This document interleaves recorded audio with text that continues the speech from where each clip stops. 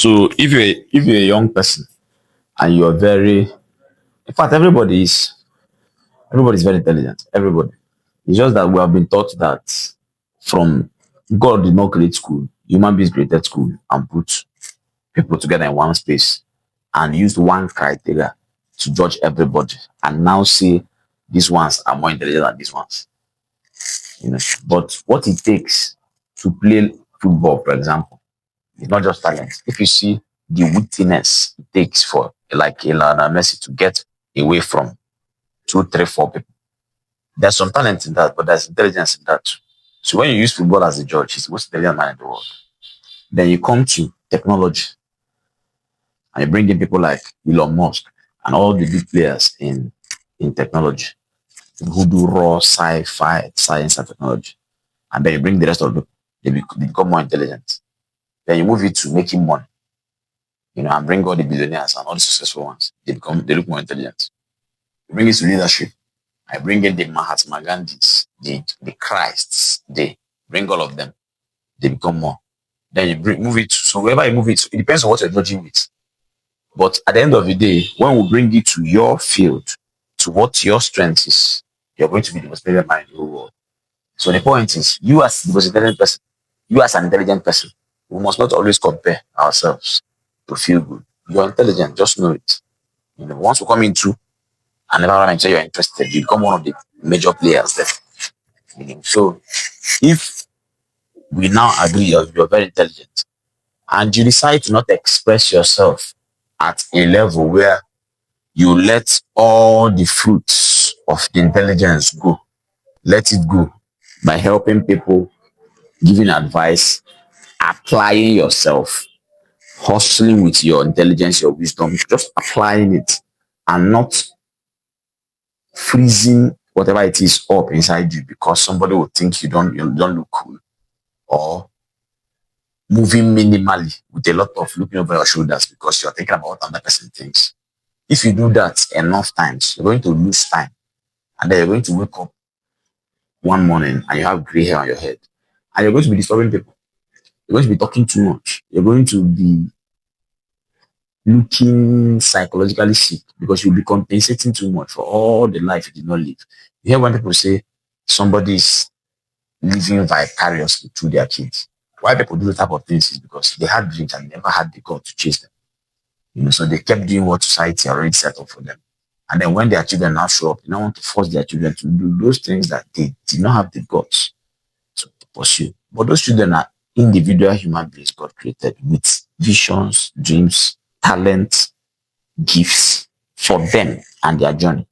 You now take what God gave you and want to put into another human being that you did not create. You see. So we're going to benefit from going all out, completely exhausting ourselves and expressing ourselves totally while we're here. So that when you grow to a ripe old age, you're resting from all that work and you're empty. So you don't have to do too much. Whoever it is that wants to get advice from you, of course, they can come and get it in love, or they can just look at your works and get all the information they need. So the grumpy old man, the talkative old man, the unhappy old man is the one who had everything he came to life with inside him and got old with it. He's either projecting on somebody, or projecting on their kids, or talking to everybody they see, trying to express, because whatever it is, as powerful as it is, was locked inside the body because of fear. So let it go. Now, you're hearing this now, early enough. You're 20 years old, you're 18 years old, you're 12 years old, let it go. Whatever it is you love to do. And it's legal, even legal, let's not even say legal. If it's, God put something in us that tells us the right thing to do.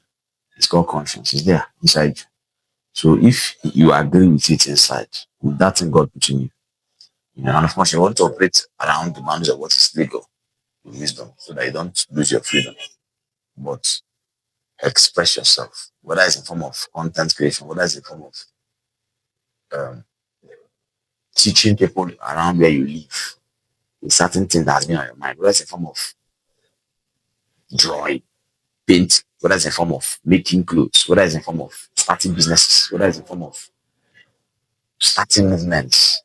leading a group, thought group, whether it's in form of whatever it is, just go and throw yourself at whatever it is and let yourself go.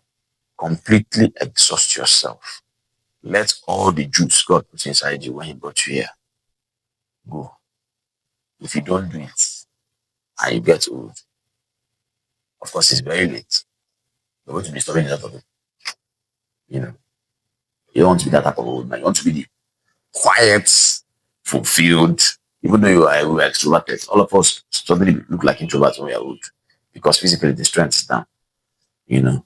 But you want to be the fulfilled one, the one who, when people come around him, they draw peace because that's what you are. And that's what the aura around you is, because you're at peace, because you're resting from all the work you did when you were a young person. Don't let yourself go get stuck in this rut of, for example, a 9 to 5, where you're doing what somebody has taught you how to do. You can do that to sort the bills because you got into it without knowledge. But every gap you have, those things that come to you naturally, those things you like, your hobbies and your strengths, search around them. And then the thoughts that come to your head too, put those three things together. There are thoughts that come like ideas. Go and try all those ideas. Let them feel no problem now. But you did them. You know how you feel when you tell people you tried this, you tried this, you tried this. If every time I do that, I feel good. I don't feel like I feel because I couldn't have been doing those things right now. So I'm talking about I tried them when I was supposed to try them. And I'm not doing them right now, but I actually tried them. You didn't make your conversation richer. You know.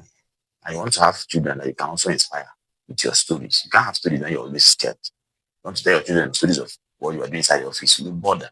They're not interested. The children want to hear conquest. They want to hear engagement when you engaged the unknown, purely from an idea. You have a richer life, you have a richer story, and a richer old age.